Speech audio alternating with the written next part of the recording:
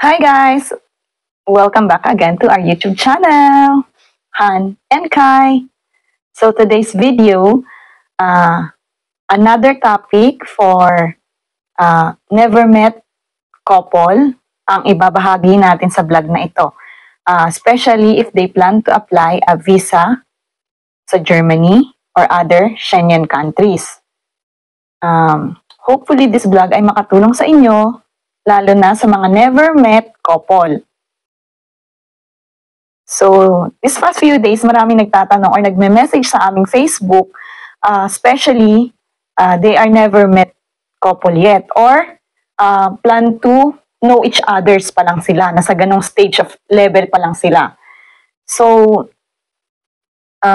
nagtatanong sila kung as a Filipina or Filipino na plan nilang mag-visit dun sa soon-to-be BF, GF, or sa kanilang mga boyfriend, girlfriend living here in Europe, ay may chance ba na ma-approve ang kanilang mga visa, especially kung sila ay never met case couple.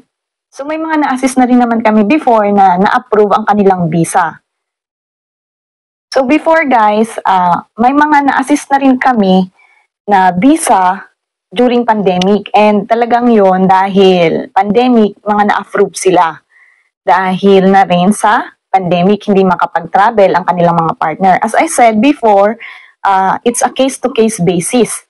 Lalo na kung magjowa kayo or in a relationship kayo for 3 to 5 years and yet never met kayo. Bakit? Diba? So, anong rason? So, dapat, when you apply a visa, dapat you have a reasonable. Bakit hindi pa rin kayo nagkikita? And for me lang guys, as a married to a German then, for me, as a Filipina, and if ever I'm in a relationship, I suggest guys na mas maganda, pabisitahin nyo muna yung mga partner nyo sa Philippines, di ba? Kasi hindi naman hassle sa kanila ang pag-apply ng visa. Dahil ang mga foreign partner natin ay 30 days free visa sila upon arrival sa Philippines. So for me guys, mas appropriate na papuntahin nyo na lang at pabisitahin nyo sa Philippines ang inyong mga partner kahit na sila ay sobrang busy. Meron yan sila guys na vacation leave kahit 2 weeks lang para naman ma-experience din nila yung culture natin and to meet you in person at ma-meet din nila yung friends or family mo, di ba? And to experience the Philippines, di ba? Kasi yan, one of that good reason is 30 days free visa sila upon arrival. They don't need to apply a visa. Unlike us na Filipino or Filipina plan to visit Europe, talagang maraming requirements.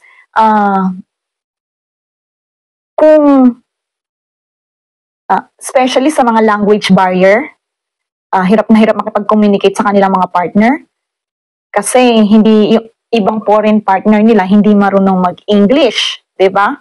So for me, mas better na papuntahin nyo sa country natin to experience, and one of the good reason yan if plan mo na rin mag-apply ng visa in the future, 'di ba? Kasi meron na kayong proof of relationship.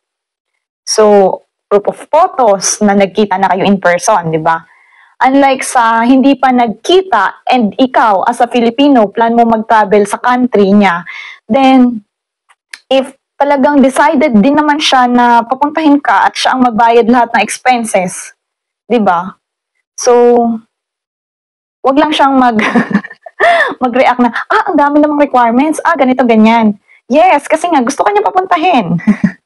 So kung kaya niyong i-explain sa kanila na mas mabuting ikaw na lang ang pumunta sa country namin to visit the Philippines, and at least yung expenses sa visa mo for you to try din is mas mabuti na siya yung mag-visit sa Philippines kasi at least ticket na lang din naman yung bibilhin niya, di ba? Flight tickets na lang din. And unlike if ikaw yung pupunta sa kanya, ang dami mong dapat na asikasuhin. Hindi lang flight tickets, kundi yung pag-process ng visa. So, hindi ko na iisa-isahin yung mga requirements to apply, how to apply a visa, because we already shared na rin naman dito sa vlog namin. You just only need to explore.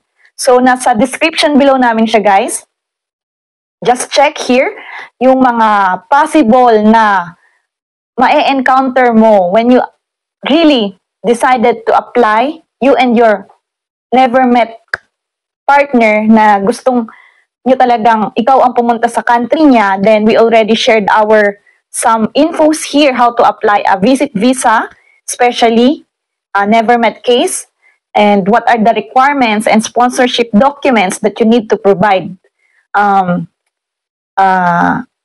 So hopefully ay itong foreign partner mo ay mag-gets niya or maintindihan niya yung mga requirements. Dahil pinupush ka talaga niyang ikaw ang gustong pumunta sa country niya, and hopefully paunawa mo rin sa kanya na hindi lang ganito yung documents mo, kundi isang ganito ang ma-encounter mong documents. So, dalawa kayong magtutulungan yan, guys, and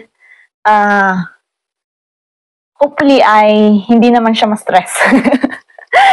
Then, nakaka-stress talaga ang pag-process ng documents kasi hindi talaga siya basta-basta. Pero kung both of you are decided to do this, then why not, diba? Go for the goal. And make sure lang na talaga is valid reason bakit hindi pa rin kayo nagkikita. Kung 2 to 3 years, diba? Or 5 years, may mga ganun akong nababasa din na 5 years na never met pa. And why? Why? For me, why? 5 years? For me, is this real? Depende na lang kung about sa health issues, di ba? Or, for me, work is not a reasonable, di ba? For me, as a Filipina. Pero kung sinabi niya, this is about the health issues of mine, or this is about the health issues of my parents, that's okay, di ba? Just make sure you have a good cover letter lang din about this. So, make sure lang din yung sponsorship of documents nyo, like cover letter or formal obligation, all of that, we already shared here in our blog. So, para magka-idea ka din. At talagang ipaunawa mo sa partner mo na ganito yung mga documents. Hindi lang siya ganyan, kundi ganito. Kung talagang decided kayo sa isa't isa at willing kayong itry ang pag-apply ng visit visa never met yet in person, di ba? But for me talaga, guys, mas bet ko na yung this man is pumunta sa Philippines muna. Hindi lang para sa akin. Oh yeah, this is also one of that. This is really, kung makita talaga natin na click tayo in person, di ba? Kung click talaga tayo in person, hindi lang tayo sa chat, sa message, sa video call, but also to meet in person, kung talagang compatible tayo. Then if I'm compatible with you, why not, this is the next step naman, mag-apply ako ng visa going to you, diba? Para magkita ulit kayo. And dun mo malalaman na talagang serious tong tao sa'yo, diba? So, thank you guys. Hopefully nagka-idea kayo about sa never met yet in person na plan mag-apply ng visa. Just check and in our comment or in our description below what are the other documents that you need to provide as a visit visa never met yet. And if you are already watching this and you already experienced it before and you got approved on your visa application, kindly share your story in the comment section. So the other couples that plan to apply as well will get inspired by your story, diba? So just share your story as well in the comment section. And we are happy to read your story. So thank you guys and auf Wiedersehen!